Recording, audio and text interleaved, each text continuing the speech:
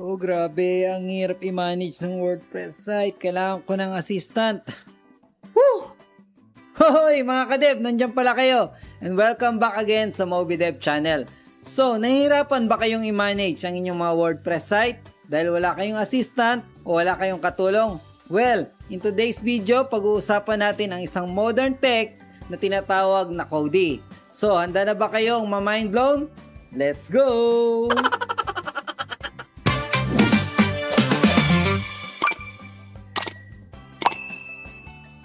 So ano nga ba si Kodi? Kodi is an advanced AI agent integrated across Hostinger's platform.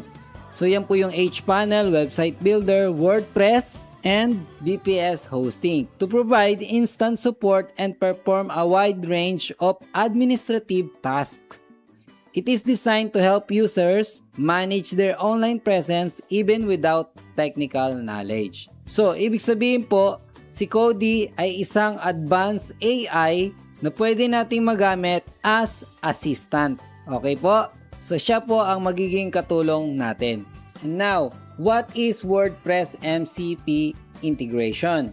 The Model Context Protocol or yung MCP is a unified interface that enables AI-powered system to interact and exchange data with other platforms, tools, and applications. So, ibig sabihin po, yung AI nating si Kodi ay gumagamit ng MCP para ma-manage niya yung ating mga WordPress site. Okay po?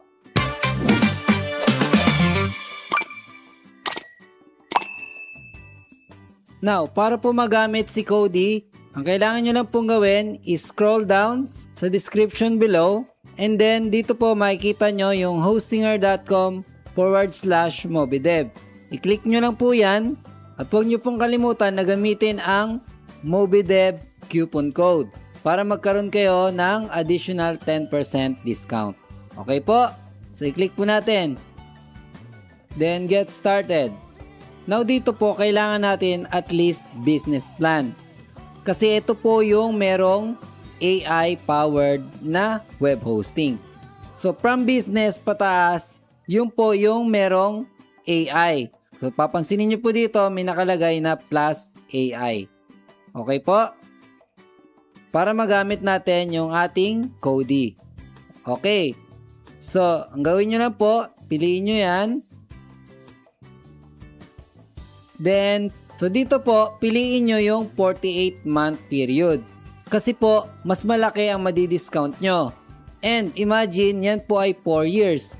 Ang babayaran nyo lang ay nasa 6,672. Ngayon, meron tayong coupon code. I-enter nyo lang po yung MobiDev. I-apply nyo. Then, pansinin nyo, napakalaking discount ang makukuha natin. Kung mag-avail tayo ngayon, since ngayon po ay Black Friday sale ng Hostinger. Then, i-continue nyo lamang po ito to check out, then complete the sign-up process. Now, once you have access sa inyong mga hPanel, dito po, makikita nyo yung inyong inavail na hosting. Now sa atin, meron tayo ditong business web hosting. Now pupunta tayo sa left side menu and then click natin yung websites list. So sa ating past lesson, tayo po ay gumawa ng online store. So ang gagawin ko na lamang po, i-click ko yung WP admin. Itong dalawang sites na to ay WordPress na. So i-click ko lamang po yung WP admin. So dito po para ma-enable yung Kodi na ma-manage yung ating website or yung ating WordPress site, pupunta lamang po tayo sa Hostinger, then under nyan merong tools. I-click po natin and then dito makikita nyo yung AI tools kung saan allow Kodi to manage your site. So i-click lang po natin yan and then enabled na po si Kodi sa ating WordPress site. Now itry na po natin siyang gamitin. Punta tayo sa ating products. So, gagawin natin is mag-update tayo ng ating product. So, dito meron tayong MobiDev Mag. I-ask ko si Kodi. Dito, ito-type ko lang kung ano yung gusto kong gawin. Then, click send. Yan. Ang sabi niya, could you please provide description you want to add to the MobiDev Mag? Okay. So, kung papansinin nyo, Yung aking instruction is very general. So, wala siyang specifics. So, ilalagay ko dito.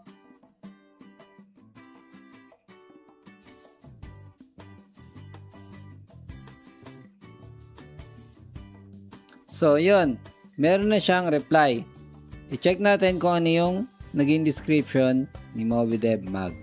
Parang kinorek niya lang yung aking description. And then, ang gawin natin, can you make that description longer and appealing?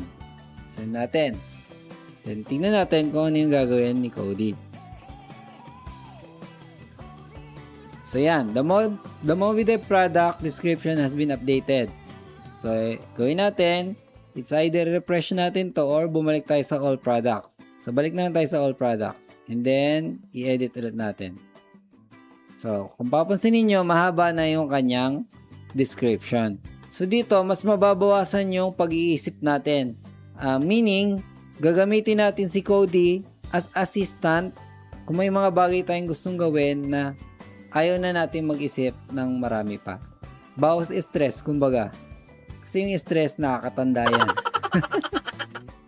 Okay, then itry pa natin. So, gawin natin dito.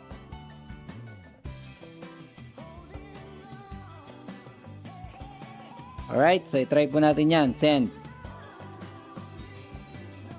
Alright, so dito, meron na siyang reply. Na-update niya na daw yung MobiDev Mag. So, i-refresh natin. So, yan. Na-update niya yung price natin.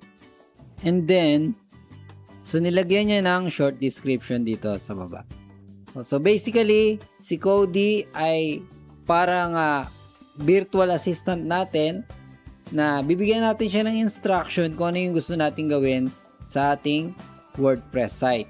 Now, dito sa pag kinig natin ito, meron po ditong note na nakalagay, AI may produce inaccurate information. So, sa panahon natin ngayon, ang AI po ay natututo based sa data na ini-input natin. Okay po? Try naman natin ngayon mag-manipulate ng data rows. Punta tayo ulit sa ating products. And then, meron tayong 12 items. Okay, let's say ayaw natin to. Copy lang natin yung name. Then, let's send. So, nag-reply siya. You requested to delete the product.